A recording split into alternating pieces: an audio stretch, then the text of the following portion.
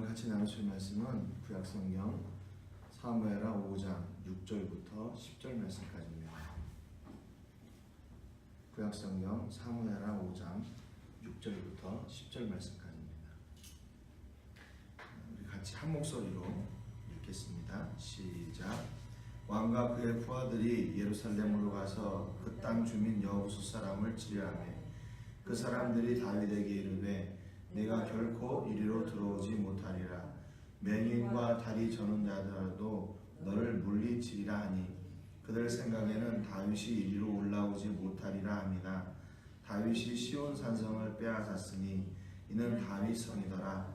그날에 다윗이 이르기를 누구든지 여부스 사람을 치거든 물깃는 대로 올라가서 다윗의 마음에 미워하는 다리 저는 사람과 맹인을 치라 하였으므로 속담이 되어 이르기를 맹인과 다리 저는 사람은 집에 들어오지 못하리라 하더라. 다윗이 그 산성에 살면서 다윗성이라 이름하고 다윗이 밀로에서부터 안으로 성을 둘러싸우니라. 만군의 하나님 여호와께서 함께 계시니 다윗이 점점 강성하여 가니라. 아멘. 우리가 어제 말씀을 통해서 온 이스라엘 장로들이 다윗 앞에 나와서 다윗을 왕으로 세웠다, 그런 말씀을 지난주에 나눴습니다. 그런데 왕을 세울 때 성경은 하나님 앞에 여호와 앞에 나와 그 언약을 맺었다라고 기록하고 있습니다. 그러니까 이것은 이스라엘 백성들이 자기들의 뜻과 또 자기들이 기대하던 그런 사람들을 쫓아다니던 사람들이 이제 다윗을 통해서 하나님 앞에 세워지게 되는 그 일을 그들이 훈련하게 되었고 그 자리에 서게 되었다는 것을 저희가 같이 나눴습니다. 그러니까 이스라엘에게 있어서 복은 무엇인가? 새로운 임금이 탄생되었다.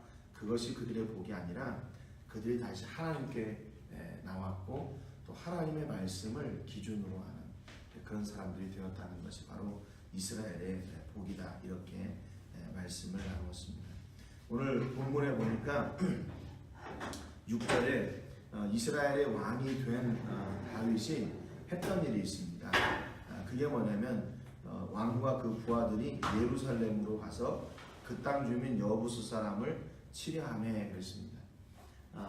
다윗이 이스라엘의 임금이 되고 나서 첫 번째 했던 일은 예루살렘을 치러 올라가는 일이었어요. 왜냐하면 다윗이 주둔하고 있었던 곳은 이스라엘의 제일 남방 부분 유다 땅에 헤브론이라는 곳에 있었죠. 너무 남방이고 또 이스보셋이 왕으로 세움을 받은 곳은 유다 동편이거든요. 유다 동편이기 때문에 이스라엘 전체 이스라엘을 다스리는 그런 중심 도시가 필요했던 겁니다. 그래서 거기에는 찾아보니까 그러면 예루살렘이 이스라엘의 가장 중심에 있는 그런 도시다. 그래서 아마 다윗이 정치적으로 이렇게 효과적으로 다스릴 수 있는 곳이 어디일까 찾다가 보니까 그 이스라엘의 중심에 있는 예루살렘이었을 것이다. 그래서 예루살렘을 치러 올라갔습니다. 그런데 예루살렘에 올라갔는데 거기에 그 땅 주민 여부수 사람을 치려하며 그랬어요. 근데 이 예루살렘 지역은 유다 족속이 이렇게 점령하고 있던 지역이거든요. 근데 그때 여기 다윗 시대에도 이 예루살렘에는 이스라엘 백성들이 살지 못하고 이방 족속인 여부수 사람이 살고 있었어요. 여호수아 15장 63절에 보면 예루살렘 주민 여부수 족속을 유다 자손이 쫓아내지 못하였으므로 여부수 족속이 오늘까지 유다 자손과 함께 예루살렘에 거주하니라 그랬습니다. 그러니까 여호수아서가 기록되어지는 그때에도 여부수 족속은 예루살렘을 점령하고 그들이 그 지역에서 살고 있었다는 거죠. 그러니까 유다 족속이 그 여부수 족속을 쫓아내지 못했던 이유는 그 여부수 족속이 그만큼 강했다는 겁니다. 또 한 가지는 뭐냐면 이 예루살렘 성이 그 주변에 많은 이렇게 산들과 골짜기로 둘러싸여 있기 때문에 천혜의 요새의 역할을 했었습니다. 그러니까 이 예루살렘 성을 이렇게 공격하고 함락시키기가 그렇게 쉽지 않았던 거죠. 그래서 유다 백성들도 그 땅을 점령하지 못하고 그냥 여부수 족속이 계속해서 이 예루살렘 성에 살고 있었던 거죠. 그런데 다윗 시대에 와서 이게 다윗이 그 예루살렘 성을 점령하러 들어가는 거예요. 그러니까 겉으로 볼 때는 정치적으로, 지리적으로 다윗이 이스라엘의 임금으로 이스라엘을 다스리기 위한 어떤 그런 지역을 찾다 보니까 예루살렘이 나왔다, 이렇게 생각할 수도 있지만, 다윗의 입장에 또 한 가지를 본다면요, 믿음으로 하나님께서 이스라엘 백성들에게 주셨던 가나안을 정복하라는 그 명령을 완성시키기 위해서 예루살렘으로 들어간 겁니다. 그러니까 유다 지파에, 이스라엘의 한 가운데에 이방 족속이 지금 자리를 잡고 있는 거거든요. 그러니까 하나님께서 주신 약속, 그 명령을 여지껏 계속 어떻게 보면 어기고 있었던 거예요. 완성하지 못하고. 그러니까 다윗이 임금이 되어가지고 첫 번째 했던 일이 바로 하나님의 말씀을, 하나님의 명령을 완성하는 일입니다. 겉으로 드러나는 것은 그냥 뭐 정치적으로 뭐 이렇게 도시가 필요하니까 이렇게 했겠지, 그게 아니고 영적인 의미를 우리가 여기에서 찾아야 하는 거죠. 다윗이 임금이 돼서 그 하나님의 말씀을 기억하고 예루살렘에 있던 그 여부수 족속을 치러 올라가세요. 왜 그전에는 그 생각을 못했겠어요? 그런데 이 여부수 족속을 치기가, 예루살렘 성을 함락하기가 이게 힘드니까 그걸 포기하고 있었던 거거든요. 아, 저 사람들은 여호수아 시대 때도 안 됐어. 그때도 유다 족속이 이렇게 공격하려고 했는데 유다 백성들이 쫓아내지 못했어. 그러니까 저 사람들은 그냥 여기 살아도 돼. 이게 그냥 하나님의 말씀을 완성하지 못하고도 그냥 그것을 우리가 만족하고 있었던 거예요, 이스라엘 백성들이요. 그러니까 우리 삶 가운데서도 이런 일들이 있는 거죠. 하나님의 말씀에 순종하지 못함에도 불구하고 이것을 그냥 습관처럼 그럴 수 있지 뭐, 그럴 수 있지 뭐, 너무나도 이렇게 하다 보니까 하나님의 말씀하고는 점점 이렇게 멀어져 가게 되는 그런 일들이 우리 삶 가운데도 있게 되는 것이죠. 근데 다윗은 임금이 되자 그곳을 치러 올라갔습니다. 그런데 이 여부 사람들이 역시 그렇게 얘기해요. 6절 하반절에 보니까 그 사람들이 다윗에게 이르되 네가 결코 이리로 들어오지 못하리라. 맹인과 다리 저는 자라도 너를 물리치리라 그랬습니다. 그러니까 여부수 족속들이요, 그 예루살렘 성에 살면서 이스라엘을 아주 우습게 본 거예요. 야, 저 녀석들 봐라, 뭐 가나안 땅을 점령하고 어쩐다고 하더니 우리 예루살렘 성은 들어오지 못하잖아. 그러니까 우리가 얼마나 세냐, 뭐 이런 그런 자부심을 자기들이 가지고 있었던 거예요. 그래서 다윗을 조롱하기를 맹인과 다리 저는 자라도 너를 물리치리라 그랬습니다. 야, 우리가 너를 얼마나 쉽게 이길 수 있을 줄 알아? 네가 여기를 들어올 수 있을 것 같아? 그러면서 다윗을 조롱하는 거죠. 7절에 보니까 다윗이 시온산성을 빼앗았으니 이는 다윗성이더라 그랬습니다. 아주 간결하게 7절에 다윗이 그 시온산성을 빼앗았다고 이야기해요. 시온산성은 그냥 이렇게 정확하게 얘기하면 예루살렘의 남쪽에 있는 그런 언덕 지역입니다. 그런데 이제 이 시온산성을 뭐 점령했다, 그것은 남쪽만 점령한 게 아니라 그 예루살렘 전체를 다 점령하게 된 것이죠. 그래서 그것을 이제 다윗성이다, 이렇게 얘기를 했습니다. 8절에 보니까 이 전쟁을 어떻게 했는지, 어떻게 예루살렘 성을 함락했는지 자세하게 기록하고 있어요. 그날에 다윗이 이르기를 누구든지 여부수 사람을 치거든 물 깃는 데로 올라가서 다윗의 마음에 미워하는 다리 저는 사람과 맹인을 치라 하였으므로 그랬습니다.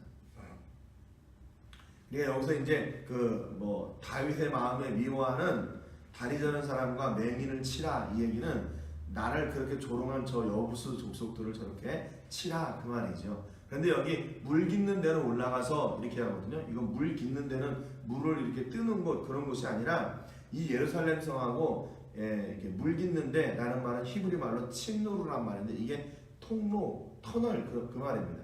그러니까 예루살렘 성으로 들어가는 물 수로가 있었던 거예요. 그래서 그곳을, 예루살렘 성을 점령하는데 그 물 수로를 타고 들어가서 그곳을 공격하면 된다. 다윗이 그렇게 얘기를 해준 거거든요.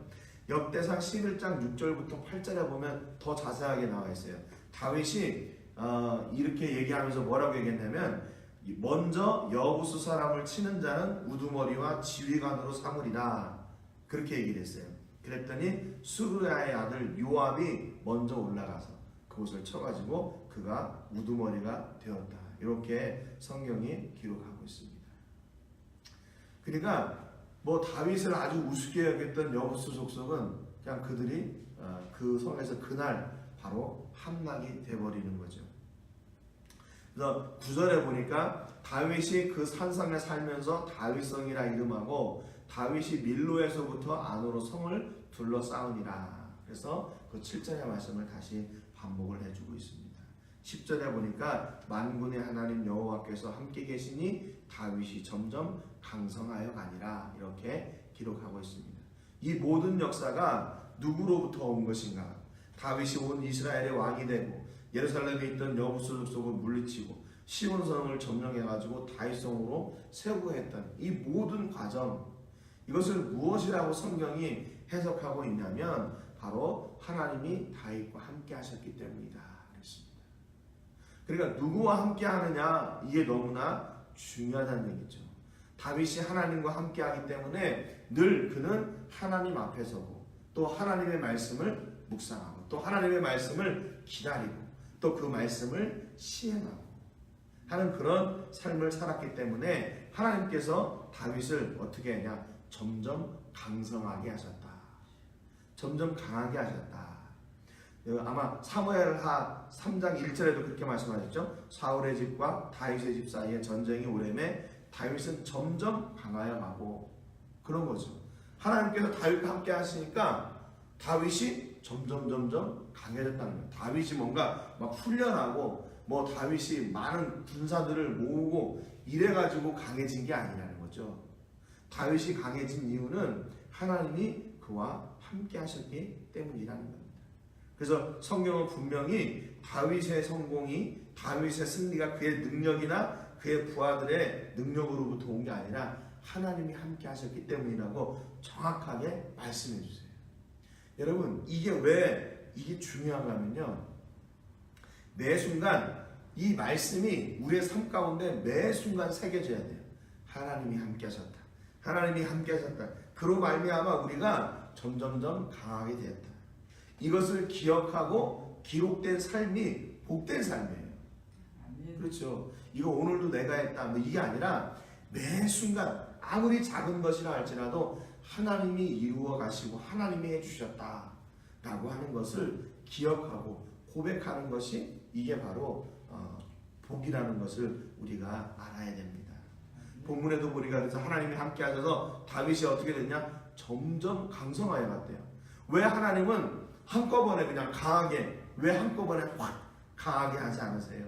왜 한꺼번에 모든 것을 다 그냥 뒤바꾸시고 한꺼번에 다 가나안도 점령하지 않으시고 왜 이렇게 계속 조금씩 해나가세요? 왜 하나님은 한꺼번에 우리의 원하는 바를 다 이루어지지 않으시는 거예요? 왜 그렇게 기다리게 하시고, 왜 또 실패도 하게 하시고, 왜 이렇게 시간을 질질 끌면서 이렇게 어렵게 해나가시나? 하나님은 왜 그러냐면 매 순간 이렇게 하나님이 하셨다 이렇게 기억되기를 원하시고, 그로 말미암아 영광 받으시기 원하시기 때문에 그래요. 시편 19편 1절에 보니까 다윗이 이런 노래를 했어요. 하늘이 하나님의 영광을 선포하고 궁창이 그의 손으로 하신 일을 나타내는도다 그랬습니다. 하늘이 하나님의 영광을 선포한대요. 하나님은 그 하늘을 통해서 하나님의 영광이 선포되어지고 그걸 통해서 하나님은 영광을 받으신대요. 사도행전 12장 23절에 보니까 헤롯 임금이요, 그 영광을 하나님께 돌리지 않아가지고 그가 벌레에 먹혀 죽었다. 성경이 그렇게 기록하고 있어요. 하나님이 받으실 영광을 사람이 취하니까 하나님께서 그를 죽이셨대요. 그러므로 하나님만 홀로 영광 받으시기에 합당하신 분이에요. 계시록 4장 11절에 보니까 우리 주 하나님이여 영광과 존귀와 권능을 받으시는 것이 합당하오니 주께서 만물을 지으신지라. 하나님이 영광 받으시기에 합당하신 분이다. 그러면 우리가 어떻게 하면 하나님께 영광을 돌릴 수 있나? 베드로전서 2장 12절에 보니까 너희가 이방인 중에서 행실을 선하게 가져 너희를 악행한다고 비방하는 자들로 하여금 너희 선한 일을 보고 오시는 날에 하나님께 영광을 돌리게 하려 함이라 그랬습니다. 뭐냐면 우리가 행실을 선하게 함으로 인해서 다른 사람들이 우리를 보고 하나님을 보게 된다는 거예요. 그래서 그로 말미암아 하나님이 영광을 받으신대요. 4장 11절에 보면 만일 누가 말하려면 하나님의 말씀을 하는 것 같이 하고 누가 봉사하려면 하나님의 공급하시는 힘으로 하는 것 같이 하라. 이는 범사에 예수 그리스도로 말미암아 하나님이 영광을 받으시게 하려 함이니 그랬습니다. 하나님이 영광을 받으시는 것은 우리의 말을 통해서 내가 어떤 말을 하느냐에 따라서 하나님이 영광을 받으시고 그렇지 않으시고 그렇게 된대요. 베드로전서 4장 16절에는 만일 그리스도인으로 고난을 받으면 부끄러워하지 말고 도리어 그 이름으로 하나님께 영광을 돌리라 그랬습니다. 우리의 고난을 통해서도 그러니까 앞에서도 얘기한 것처럼 우리가 매 순간 하나님이 우리와 함께 하셔서 이렇게 이겼다라고 고백하는 그 고백하심, 그 고백으로 말미암아 하나님이 영광을 받으신 거죠.